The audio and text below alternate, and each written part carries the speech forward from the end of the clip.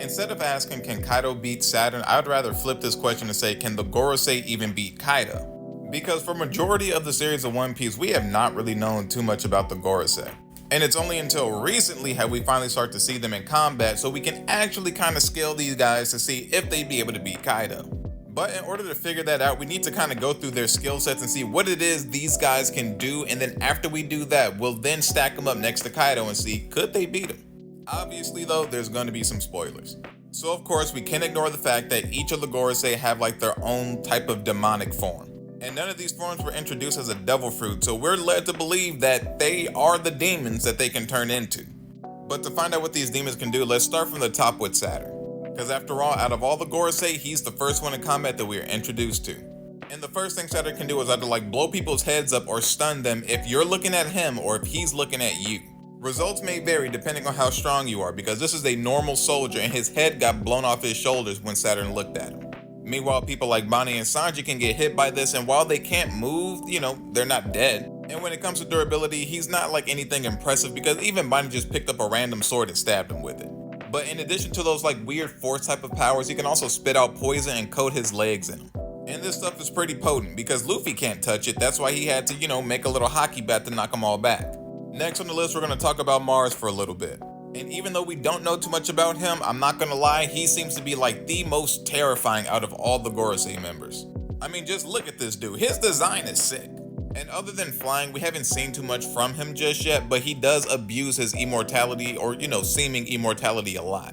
The Labostratum will automatically fire lasers at whatever passes through there, and he just like face bombed himself through it to get to the other side. He didn't care because he just regenerated once he got there. So while we don't really know how strong or anything he is, we know that he is very annoying to deal with, because an immortal bird, that's like Marco on steroids.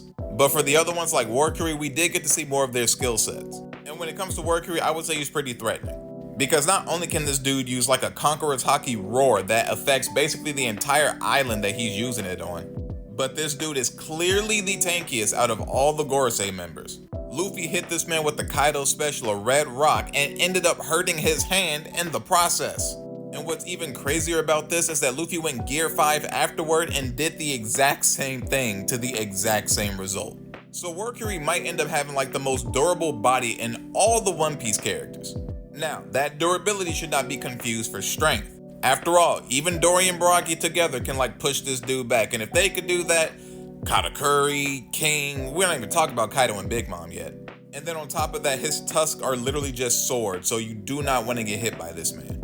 But at the same time, they're not so strong that they can like cut through Elbaf armor, so, not too terrible, but still decently dangerous.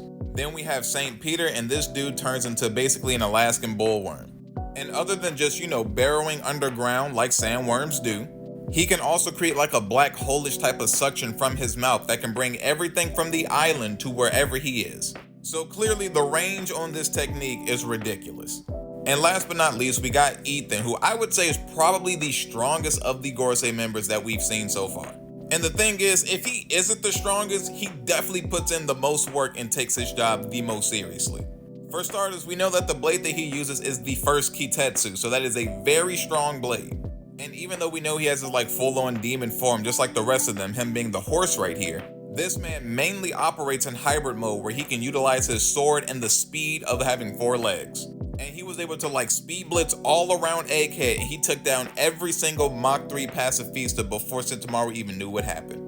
And then once the Labostratum defenses were finally taken down, he went up to the sky and cut the whole thing in half with a single sword swing. Now, he isn't like crazy durable like the other ones, because Sanji was able to hurt him with a kick.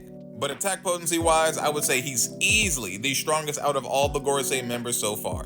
And with all the skill sets that I gave everybody, just add on top of that like this weird pseudo immortality that they seem to have, and that will be all the abilities that each of these Gorosei members have thus far.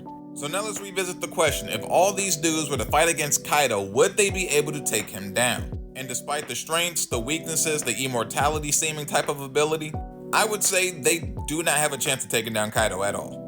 Which I know might sound a little weird to some people, since we did see Luffy hit Warcury with the red rock, the same thing he did to Kaido, only to hurt himself in the process, and then repeat this in Gear 5, which we know was able to hurt Kaido, but he still couldn't hurt this thing. But you gotta remember, both times Luffy has punched Warcury, he has made contact.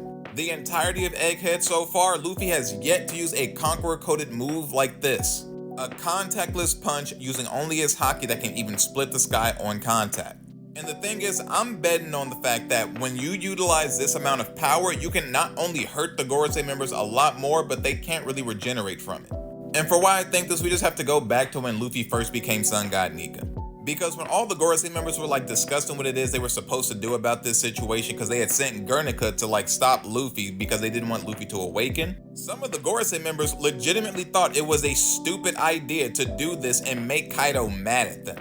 Like, they're not talking about Kaido using his dragon flames to pick up the Holy Land and throw it into the ocean or something. They're not talking about him boro-breathing the red line. They're just saying, oh, we do not want Kaido even mad and looking in our direction. We must not even have our priorities straight to make this type of decision. And then we see Saturn down here saying this may be better than the alternative. Meaning it might be better to have Kaido mad at us than to have to deal with Sun God Nika. Meaning when it came to the Gorosei like debating which is worse between Kaido and Sun God Nika, they had to scratch their heads a little bit on it.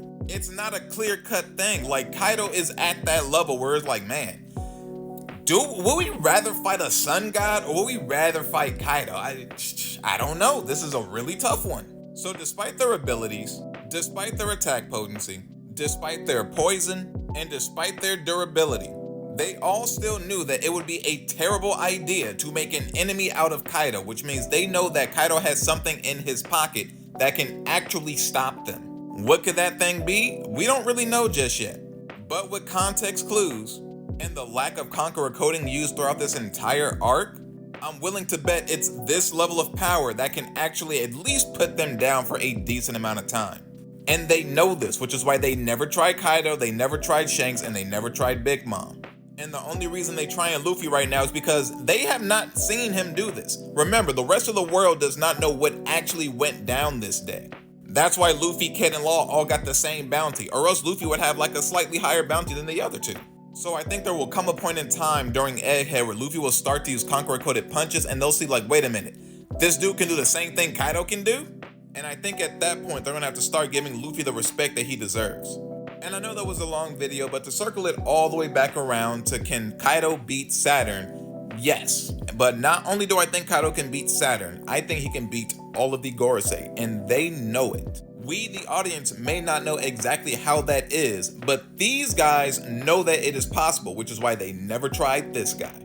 Quick side note, the pre-orders are live for the Bonnie Pins. You can go to Pimperholic's website that I'm going to link right down below and you can pick them up.